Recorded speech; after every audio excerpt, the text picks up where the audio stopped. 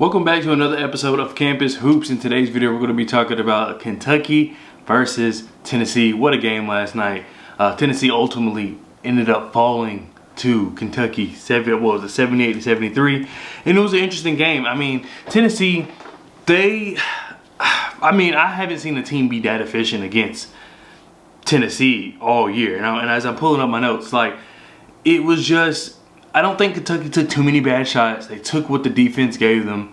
I think Amari Williams was a big part in that. I know he only had 4 assists, but I think his playmaking in that game particularly allowed Kentucky to get some good looks. You had to double him down in the paint because there was times he would get mismatches.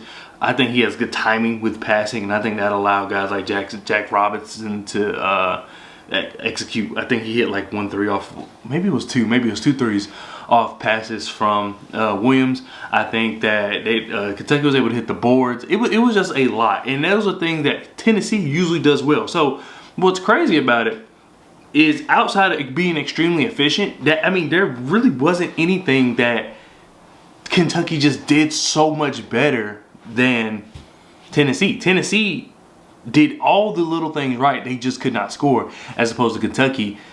It's not they did wrong. They weren't completely outmatched on the boards or getting steals or causing turnovers. It was just they were extremely efficient. Tennessee was not. That's just ultimately what this game came down to. I have a stat here. In every category out that is not shooting related, Kentucky either lost or tied that category. So those categories are offensive rebounds, rebounding, assists, blocks, steals. They had more turnovers, and they had 1 less foul. They had 17, and I believe Tennessee had 18. So in all of those categories, Tennessee had the edge, or those teams were tied. And I think there was only like 1 where they were actually tied. All the other ones they lost. And to me, that just shows the efficiency. Tennessee put up 20 more shots. Now they put up 20 more threes and missed, but they put up 20 more shots than Kentucky. But Kentucky just made the most out of all of their shots. Shout out to Mark Pope for just having these guys ready. It's not easy to go into Tennessee and pull off a win like that, especially just in the midst of the season. You're missing 2 ball handlers. I think that's why Kentucky was really struggling with taking care of the ball. They usually been pretty good at it, but they were not so good at it in this game. But just being extra efficient. I don't think anything was forced or rushed. It just seemed as though Kentucky was allowing the game to come to them. And I think when you're going on the road, and this is anywhere, because obviously different environments are different for different teams, but at the end of the day, if you just play your basketball, that's all you could hope for going on the road in these kind of environments. That's the beauty about college basketball. It's just that home and away stuff matters. And it matters in other sports. And I think for other sports, I feel as though it matters in leagues, rather, because basketball too. I feel like it's just more of a routine. When you're home, you have a routine. Nothing's throwing you off. You're not hotels. You're not flying in the middle of the night. All these things.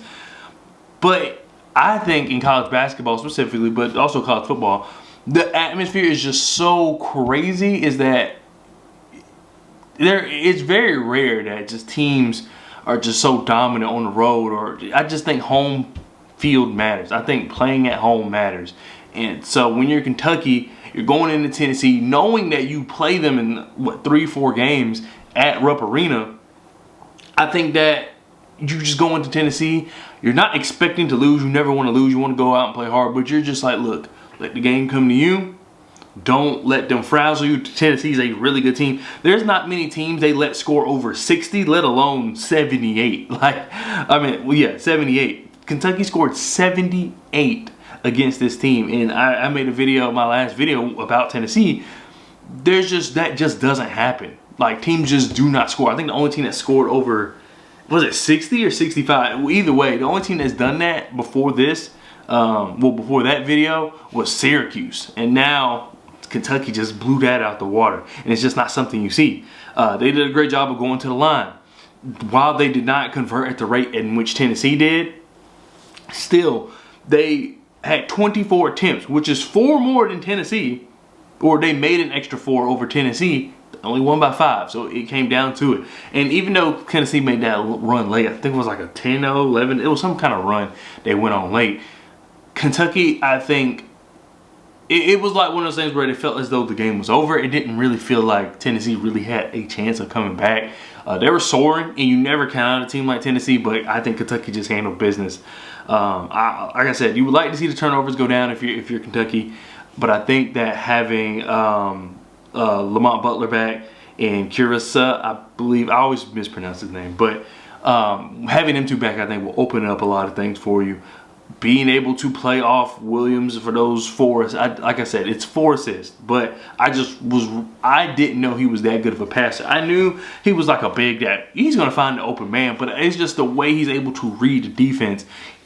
In those 4 assists, he's just able to tell where the pressure's coming from, or he had the timing of knowing when someone's going to pop off a screen. Like, it's just, I really was impressed with just his comfortability of passing the ball, especially like at the top of the key. There were times he was in the paint. Like, I just was really impressed, and that's not something I really noticed from him before.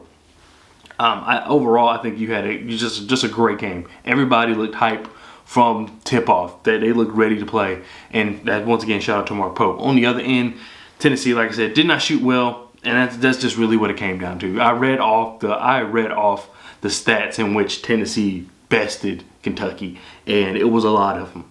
But where it mattered most was shooting and shooting efficiency, and that was Kentucky all day. If you're Tennessee, I think you got to find yourself when Lanier's not able to hit. That's the biggest thing. Zeigler has been struggling. Lanier, I know he kind of came alive there at the end, but before they really couldn't rely on him for anything. Milicic was doing a lot of the heavy lifting, which I mean, it's not that you want that, but it's like that. That's kind of, he has that ability to do that at times, but that's not where you want to be. If that's where you're at, to where he has to carry, because it wasn't like he was just complimenting or it was hot. I mean, he was, but it's not like he was complimenting Lanier or Zeigler. It was more so, we're not getting a bucket unless you do something. And so I believe that once you're in that territory, that's where it gets dangerous. Looking for Tennessee, it doesn't get any easier. I mean, their next 4 games are against Florida, Mizzou, and then they're at Oklahoma and then at Kentucky. So they see Kentucky again. They have a chance to redeem themselves, but it just will not be easy, especially going on the road, especially going on the road against a team you knew kind of handled you. I'm not saying that, like, obviously it wasn't a blowout, but it just felt as though we knew Kentucky was the better team last night. But I mean, Florida's Florida. We know how Florida gets down. Mizzou, I like Mizzou. I know they're not the best, but I like Mizzou. I think they can be dangerous. And same with Oklahoma. Oklahoma, they caused themselves to lose some games. I believe there was a game against, was it Texas A&M? They really had in hand, and then they kind of just blew it a couple weeks ago. But yeah, Oklahoma really beats themselves. I don't think they're like this great team. They're obviously no Florida, no Kentucky, but the SEC as a whole, you can't take any of those teams lightly. And then obviously playing Kentucky. But then if you look at Kentucky's next 4 games, leading up to the Tennessee game, they're versus Arkansas, so that's going to be a big game. Coach Cal coming back. That's going to be a fun game. I'm definitely going to tune in for that. At Ole Miss, that's going to be a big game. I don't know what to really expect. I feel as though Kentucky's the better team, but the SEC's just been a dogfight all year, so who knows. South Carolina comes to Kentucky, so that's a game I feel as though they should handle, and I feel like that's a good warm-up game before Tennessee comes into town. So I'm super interested to see what happens next, specifically with these 2 teams.